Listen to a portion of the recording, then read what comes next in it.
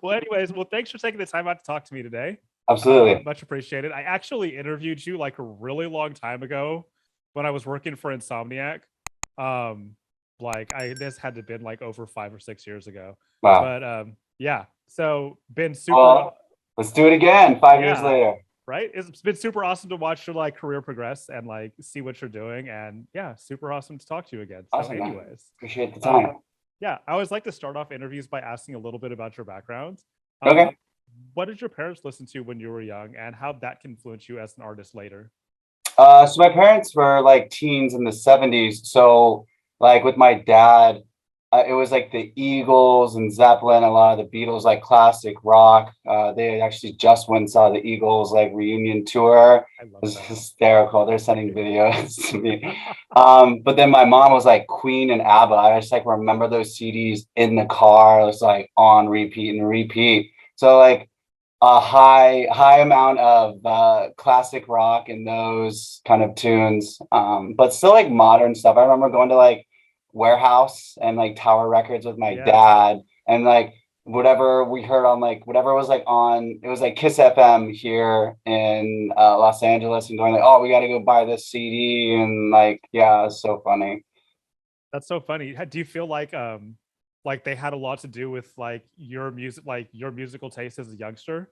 Oh, 100%. I mean, but then eventually when I was like a teenager, then I got like really, especially growing up in Manhattan Beach, like really into punk music and metal. So it was like always kind of that. I was never too big into hip hop, like here and there, but it was a lot of rock music and like, yeah. It's interesting you say you were never really into hip hop because I feel like from the start of the Sunburn project, there's been like a real heavy hip hop influence, or at least tangentially in a lot of your music. Yeah. When did you start to like go to the dark side, as it were, and like start to get into start to fall in love with dance music and start to like get into everything else? So I think with like the hip hop, so I think we were talking about childhood. I guess like I mean I'm 31, so what is childhood day? So like college, like I Yeah, remember like the Carter 3 coming out, like that yeah, mixtape, and that was like big transition into like okay, like and everyone just like only listened to hip hop like at Cal State Northridge. So right. like I got really heavily into like hip hop at that time, and like no one was playing the music that I was listening to really. And then it was around that time too, because like I was going to like weird ass raves in like San Bernardino with like Swedish Eagle when I was like 16, 17, Oh, and nice. like Together as One on New Year's, and that's like all like I really knew. And then like I was 18, and then it had to be like hard. I don't know if it was called Day of the Dead, Hard Haunted at like the Shrine. Oh, the one at the I know what Yeah, you're it was talking like the about. one of the first or second ones, and it was like DJ AM pretended to be Daft Punk, and it was like like Justice and Mastercraft and Dead Mouse, and it was just like I was like blown away after that. I was like, yo, I want to figure out how to do this, like. And then my roommate at the time, back to the hip hop influence, he was making beats for somebody like at the time, and I was like, wait, so you can do this all like, because I knew how to record, and my uncle did that for so long, and I got Right. into that like in high school, but I didn't realize the amount of production and like musical instruments, like digital soft synths, that you had accessibility to, and that you could do everything like right there on the computer.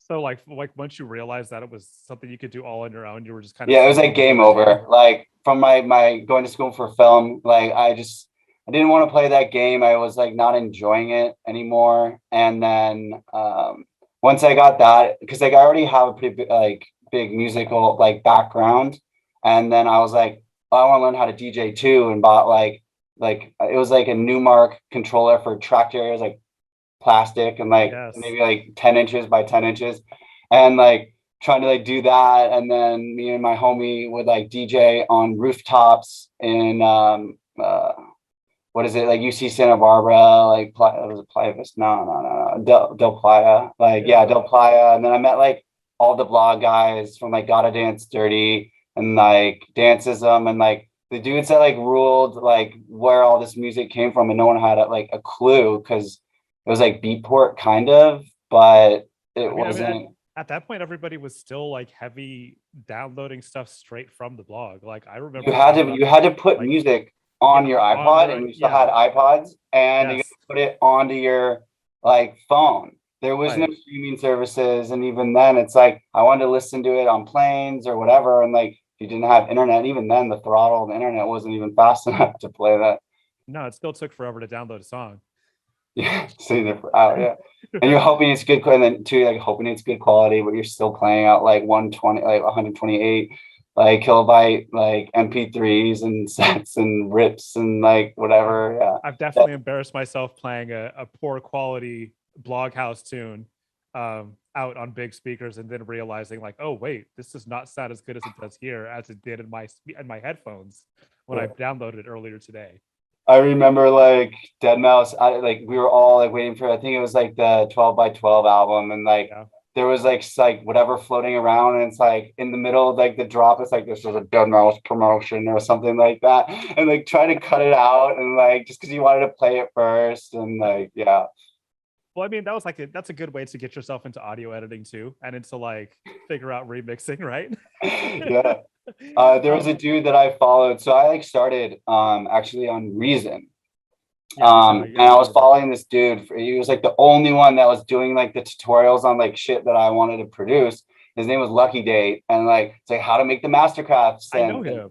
Dude, he's an awesome guy, Jordan. Yeah, like, dude, great. I like ran into like years later. I'm like, bro, like you have no idea like how this influenced me when I was like, because he was probably around the same age. He probably was like 19, 20 when I was like 18. And he was going to school somewhere on the East Coast, I think, and like doing it as a side thing and like building all these synths, and like remember buying like the Lucky Date whatever pack, and like using that on like so many tunes for years and years, and then like eventually like rewired in Reason into Logic, and then eventually was like, all right, I'm just like all Logic, and then switched over to the dark side in Ableton in like 2016.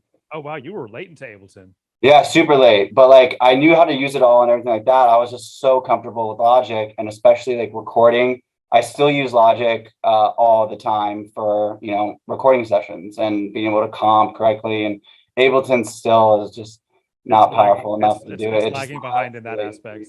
Yeah, it's great. It's great for stuff that are all inside the computer. Yeah, exactly. And even then, like I'm really excited too. We'll see what happens as they finally like have the update for like the M1 chips, and like because they updated the new software and they're still like just weird.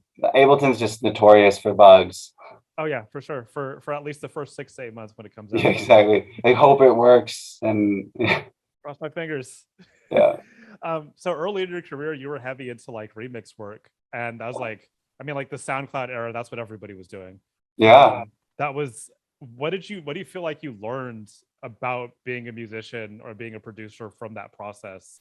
So I had wanted to create originals, and then sitting down with like my manager at the time, it was like we don't have strong enough vocals to like be at the level that they need to be, and weren't sure exactly how to go about getting those, or even didn't know how to like record them and stuff like that.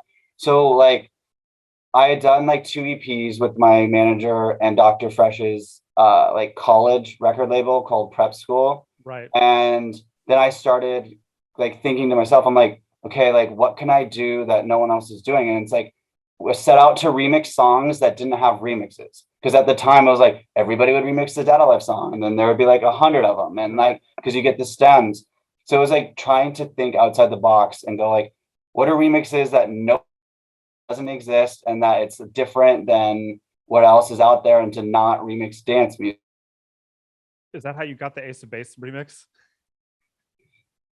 Was that how you got the Ace of Base remix and the 50 Cent remix? Yeah, the Ace of Base.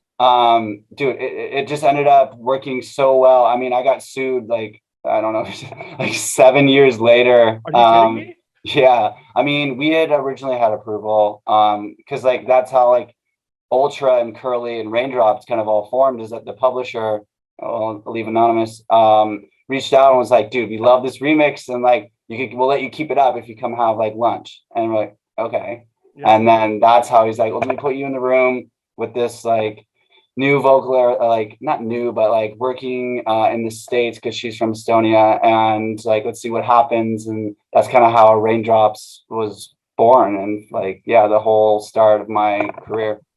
I love that. That kind of speaks to like not just like, you know, the fact that you were doing all this before you started making originals, but it also speaks to the idea that you were like already thinking about digging up these old samples, um, and like trying to find like unfound material, which I feel like comes through in your new tune. Yeah. Home has got like kind of an iconic sample in it that's most people recognize from Your Woman from the 90s, but it's like that it even predates that. Like that sample's like way older than that. What was the process for creating the new tune? So it was kind of this like basis of like nostalgia, and there's Uh, other samples in there that I won't say where they came from, no sample but syndrome. then we ended up going back through and having them all replayed from a company in London because they pitched them down and other stuff like that. So taking some of the stuff from our favorite songs, just like little hits, and then spreading out over like the entire thing. So it's like you hear it and it's like you're like, I feel like I know this, but you don't know it, but you do know it. So it's like kind of this like built on nostalgia of this old sound, but a new sound, and like you're like trying to like pinpoint where it comes from, and you feel like you know it. And like that's also an approach kind of to a lot of my music, as that you want people to go like, whoa, like even like with the Zalabar record, and like that is like people, I would play it for people and they'll be like, yo, I feel like I know this. I'm like, you obviously don't, because no one's ever heard this song. And like, but it brings on this kind of emotional response that it's familiar in a certain aspect, but you can't quite pinpoint it. 100%. I mean, I feel like that idea of like your musical memory is super important in like crafting like music that's going to like translate to the masses or just like hit you in the heartstrings the way that you want it to. Is you kind of got to make it feel like somebody knows this or that's part of their musical past already, even if it's not. Yeah. A lot of it is fun for me, putting in Easter eggs and stuff like that too, that you would never even know that are there, but I do. And it's like, oh, like what is that? Like, and it's like cutting random things from like a movie for like a split second, or like, you know, like they're like on the album, there's like a Quincy Jones thing that we redid, and just like all this stuff that like you would never really know where it came from because it's like out of context, but then you're like, wait, what is where, you know what I mean? Like it makes you think and you're like, yeah. So I like love that that. aspect as always, because sampling has been around forever, and it's like been such a creative way to bring something back in and do it in a method that you're not like taking the whole thing. You're just kind Right. of like whatever, like, and especially like with the sample too, like it adds like certain artifacts and grain depending on how old it is, and adds a certain type of texture to all in the box, and makes stuff either sound old or like adds a grit to it, which I think I love that, because I also layer like vinyl and tape sound like really really low under some of my records too. Well, I mean, I love that too because I mean, a lot of stuff like when you're working at Ableton, you're working in a DAW, you're working like with soft synths. It sounds great, no doubt, but it can also sound like real cold, and like, you know, just because it sounds thumping on a big system doesn't mean it has like people like vinyl because it has that analog warmth, because it has that crackle, and that those artifacts that you're not that are going to be different every time you listen to it. So props for like paying attention to that and incorporating that into your music because it shows. Thank you. Um, so you have a new your new album. You were just talking about that, and it's called The Old Days. So is what you're kind of like touching on there? Is that kind of the inspiration for the name, like kind of sparking that those notes of nostalgia? Yes and no. It's like it kind of tied together so beautifully. So like it kind of was this like, originally it was this breakup album, and I was just like going through it last year. And then as I started, because I was like, the writing process has always been kind of similar when it comes to albums, and like bringing on two or three people to like be there with me and like writing all the lyrics, or whoever to just like we'll dial it in and we can just crank stuff out in the creative method. And as like I brought on like my three dudes that like I worked with like for 4 or 5 months straight, Yeah. we kind of started going like, how do we push ourselves? Like, what can we, like, what else can we find? And like finding inspiration, especially because it was quarantine. We're like we had so much time, and it was like, let's really dig in and like we started, so like it was like a voicemail that like spiked the whole like old days thing. And then it was originally I set out to kind of make like my version of like a strobe, like a 9.5 minute long. And that like, so we started with my friend JP, who's like amazing, like film composer and like worked with Hans Zimmer. And like, I brought him because I was like, I want to do like kind of like really big string orchestral, like this like scoring touch to it. And I'm like, I'm pretty good at piano, but like the amount of like detail and stuff. So we started at the end and like wrote this whole thing in like 2 days straight. I just remember like trying to look at him at the end. I'm just like, I think we got it. And then like, he's like, I'm like, do you need an Uber home? He's like, yeah, probably. And then from there, I was like, okay, like I loved how this ended built into that, but like then we have to do the intro and then tie it into what we have. And it was like kind of this like Drake inspired like like there's a lot of voicemail stuff and records, recordings from like friends who passed away and other stuff through that year. And that kind of spiked the whole intro into like how it progresses, and then it kind of takes you on this huge journey.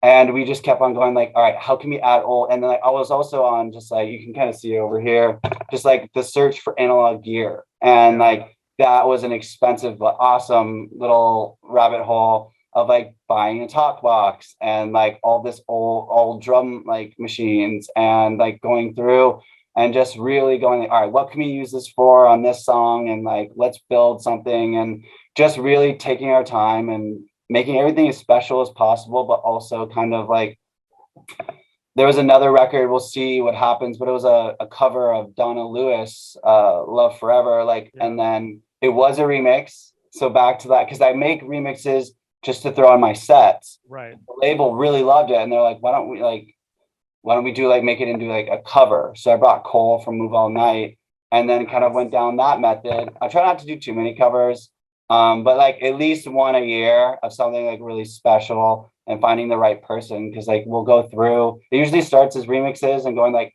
yo, this is like really good, but like why don't we see what we can do to like make it a little bit different from the original or whatever the piece I was using in the remix that I was like playing out. I love that. It sounds like this record is like super personal for you. Yeah, man, it's extremely like, and I can touch on it like a little bit, and like it, like I was like just not well, and like tried to take my own life in like March, and pretty much like cleaned up my act and got sober like towards that. But it was, some pretty bad drugs that it was a wake-up call for me, and that kind of really was an inspiration. And I'm like grateful to be here to like finish it, and everything just kind of tied together beautifully to tell this like story over like the past like 18 months. I got to thank you for sharing that with me, because one of the things that is often talked about in dance music, but is not often talked about in dance music, is mental health. And it can be hard for people to share those stories of like trials and tribulations and how close you've come to defeat. And for you to come back from that is like, shit, just proves how strong you are. So I got to give props for you, but also for putting all of that energy into a work of music that could potentially help move somebody forward in their own life. I got to say is super special. So like, thank you a lot for sharing that story. I appreciate that. Yeah, a lot. I mean, there's going to be a lot of stuff that I want to do via mental health and drug addiction, like coincide with the label, or sorry, not the label, with the album, to have the conversation. And the more that you share, and that's what I found, like I'm lucky to be here, and I'm grateful to be here, and I don't know how, but I am. And that has given me this like second opportunity to really make sure that whatever I do, I can help however I can, and just be there and share my story, and hopefully it rubs somebody to start making their life better. That's beautiful. Thank you. That's good. I love to hear it. Um, I want to talk about, not to like switch directions so quickly, but I do want to touch on Gangsta Walk that you released Okay. in 2016, with like a previously unreleased vocal from Nate Dogg. I am, I grew up in Northern California, but like Nate Dogg is such like a huge part of the West Coast hip hop scene, or just like hip hop in general. And I can't imagine like what it was like to get this piece of content from somebody who'd passed away, that's like, that's iconic. How did that even happen? Oh man. So back to like, if you do a remix and you do it well, people will come to you and ask for more. So Right. I had a 50 Cent like remix, I remember and this one. yeah, and that was like one of the biggest that really sent my career as well too. And then somebody that owned like all of the back catalogs of a bunch of hip hop artists and stuff like that came and was like, hey, here's like a drive of all this stuff that I own, and there's some unreleased, so you just got to dig through it.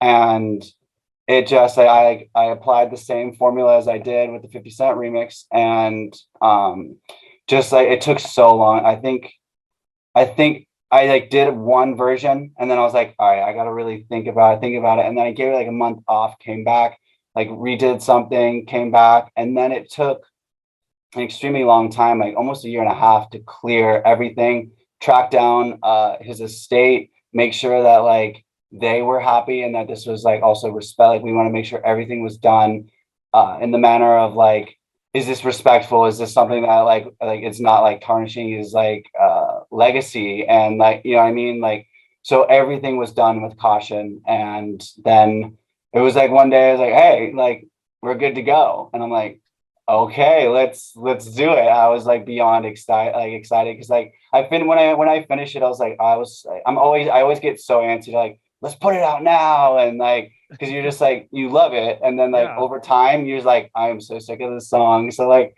by that time I almost had forgot, and then it came out, and it was just a beautiful moment, and I'm so honored to have the opportunity to have gotten that record and that they let me do my thing.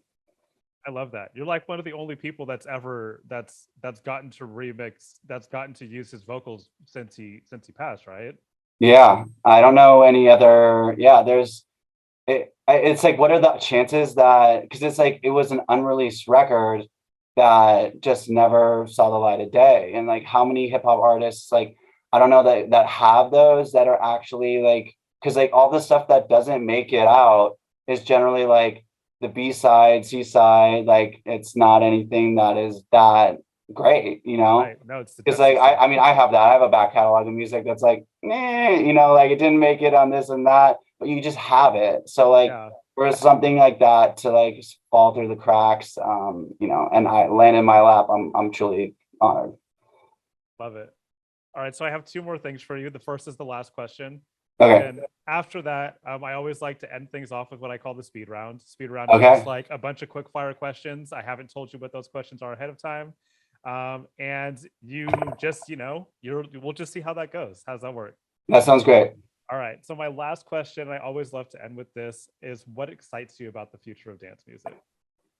I think the possibilities are endless, and that we're seeing so much stuff branch into live, and just this kind of hybrid of like dance music was so just like had to be this, and like the like this like glass ceiling kind of like is like shattered, and like you're seeing so many more people just combining genres and making interesting things that I think is just so cool. Because like you know, Avicii was such a ahead of his time with like the country, and like and compare like putting those two together, and like we're just seeing massive hybrids of stuff, and also the live aspect of it. And you know, people singing on the records, like especially Alice in Wonderland, like so much is being like done by the artists, and that it to me is where you know, the sky's the limit, and like what's going to be this next thing, you know, we just never know. You never know. Oh, 100% agree. I just love to see so many people doing new and interesting things on stage. I know like at EDC, there were a bunch of people that were singing with their songs live, like seeing Alice in Wonderland do that all the time, or like playing a cello on stage. Like who would have Yeah, thought? so cool. Who would have thought? So I love that answer. So you ready for the speed round? Let's do it. All right. Dogs or cats? Dog. Biggie or Tupac? Tupac. Too Short or Master P? Wait, what? Too Short or Master P? Ooh, too short. Coffee or tea? Coffee. Pizza or sandwiches? Pizza. Ooh. Intimate club or festival? Intimate club. Intimate club or rave? Like, where does that count as warehouse? Yes. Okay, I'm gonna go warehouse. All right. Analog or digital? Analog. Snow or beach? Beach. Lake or ocean? Ocean. If you could pick one superpower, would you choose flight or invisibility? Flight. Technique 1200s or CDJ 3000s? Ooh. I don't know how to DJ bomb, so I'm gonna go with CDJ. All right, all right. Would you rather be chronically underdressed or chronically overdressed? Are we talking like weather or like Just like in general, like would you rather like always be showing up to the party wearing like, you know, stretchy pants and like a t-shirt, or would you rather show up wearing like a nice shirt and a tie? But you can only pick one. You have to always overdress. All right. Drum and bass or trap? drum and bass? Drum and bass or trance? That's a tough one. I'm gonna say trance. All right. Pop or hip hop? Ooh, that depends on the era, man. But I would say All right, let's just pop. say, okay, cool. Yeah, and then flip flops or shoes? Shoes. And then finish this sentence. Before I die, I want to. Before I die, I want to win a Grammy. I love that. And we've just seen a bunch of the homies in dance music winning Grammys. So that is a 100% doable. Crazy. I interviewed Nitty Gritty, I think 2 years ago, maybe 3 years ago on Halloween at a show. And he said the same thing to me in an interview. He said, my ultimate goal is to win a Grammy. And 2 years later, he won a Grammy. So I'm pegging you for it, man. Yep. Got that good juju. Yes, I'm throwing the good juju your way. Well, thank you so much for taking the time out to talk to me. Thank you, man. man. I appreciate it so much. Yeah, absolutely. It's been fun. And thanks for sharing so much. I really appreciate it. Absolutely, man. All right. We'll talk to you soon. All right. You take care. All right. Bye.